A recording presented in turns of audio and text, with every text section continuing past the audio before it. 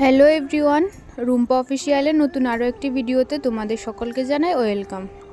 ভিডিওটি হচ্ছে 5ই মে। আজকে অনেক দিন হয়ে গেল ভিডিওটা আমার পোস্ট করা হচ্ছে না, এডিট করার জন্য পোস্ট করতে পারছিলাম না, এটা সেটা একটু ঝামেলার কারণে এডিট করা হচ্ছিল না ভিডিওটা। তো ওই দিন আমি সকালবেলা তখন বাজে প্রায় 11:30-12টার মতো আমি আমার ঘরটাকে একটু গুছাচ্ছিলাম। এই যে একটা বেডশিটটা একটু চেঞ্জ করলাম, তারপর দিয়ে ঘরের যা জিনিসপত্র ছিল ওইগুলোকে একটু গুছাচ্ছিলাম। আমি প্রায় দিনে ঘর গুছিয়ে থাকি, কিন্তু ওই দিন একটু সমস্তটা ঝাড়াঝাড়ি মোছামুছি করে তারপরেই একটু গুছাচ্ছিলাম ঘরটা।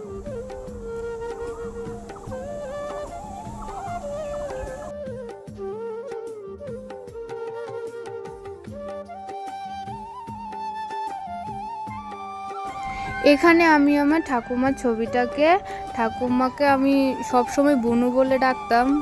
তো আমি ছোট থেকেই বুঝ হওয়ার পর থেকে আমি সবসময় আমার ঠাকুমাকে বনু ডাকতাম।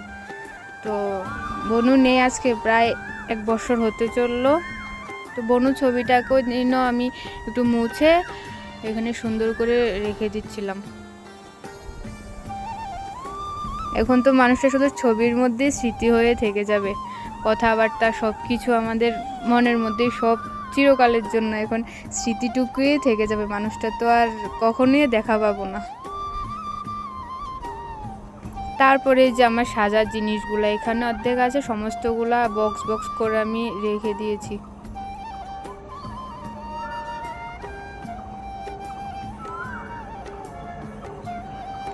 জিনিসগুলোকে একটু গুছিয়ে নিয়ে আমি প্রায় দিনে ঝাড়া মোছা করে জিনিসগুলোকে গুছাই।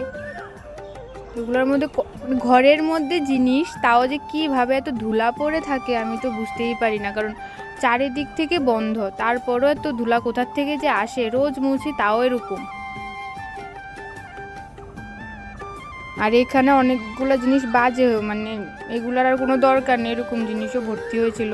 ওইগুলাকে এক সাইড করছিলাম, আর যেগুলো লাগবে না ওইগুলাকে এক সাইড, যখন যেখানে যায় তখন সেটা আইনে এটা ওইখানে সেটা সেখানে পড়ে থাকে, তো ওইগুলাকে এক জায়গায় করছিলাম। ক্লিপ, সেফটি পিন ওগুলো সব ছড়িয়ে ছিটিয়ে ছিল চারিদিকে।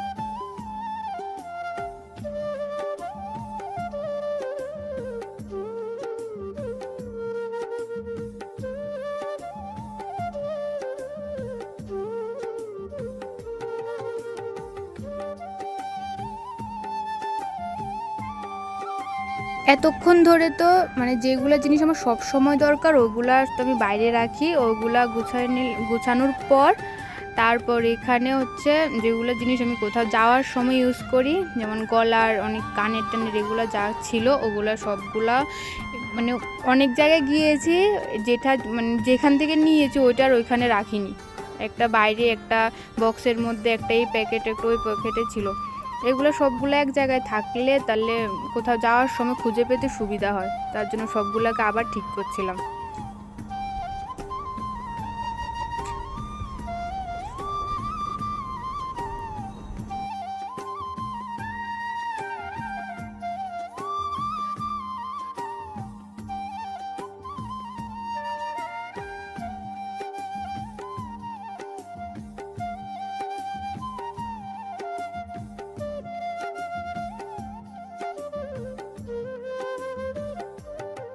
আমার মনে হয় শুধু আমার না, প্রায় সব মেয়েদেরই একটা অভ্যাস আছে যে নিজেদের কাছে কি জিনিস আছে সেটার মনে থাকে না। যখন এই জিনিসগুলা একদিন সবগুলা নিয়ে বসি তখন মনে হ্যাঁ এটা তো আমার কাছেও আছে, এরকম মনে হয়।